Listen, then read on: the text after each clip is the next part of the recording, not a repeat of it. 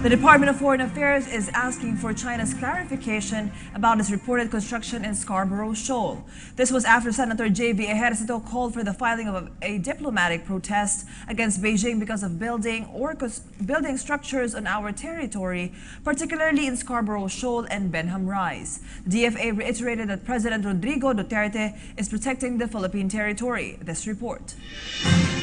President Rodrigo Duterte will not compromise the Philippines' territory in the South China Sea. Acting Foreign Affairs Secretary Enrique Manalo said this amidst continued activities of China in the disputed area. So I think the President has been very clear.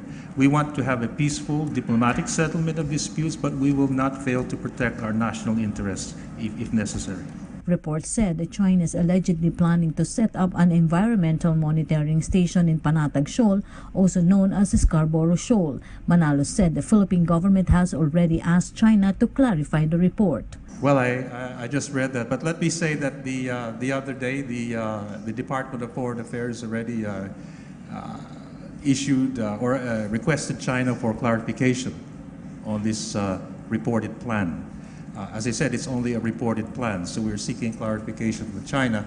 But let me also say that in the meantime, the Philippine government is maintaining a regular and close watch over Scarborough Shoal. Manalo explained that this is the reason why President Rodrigo Duterte is determined to formulate a binding agreement under the ASEAN Code of Conduct in the South China Sea.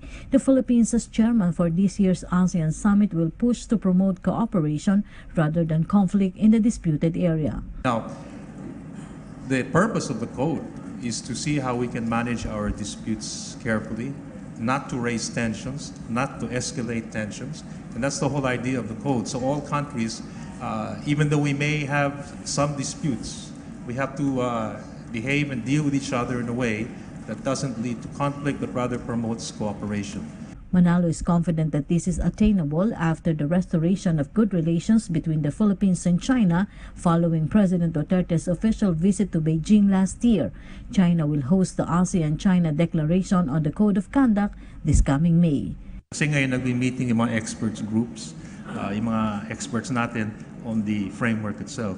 And the hope, I'm not saying it will happen, but the hope of everyone is that by the time we get to the meeting in May, the senior officials in the ASEAN-China DOC may be able to already have at least a preliminary agreement on a framework. Yun ang aim namin. And the Philippines is fully committed to seeing that we can get to that point. For PTV News, Rock Ignacio, Bangkok, Thailand.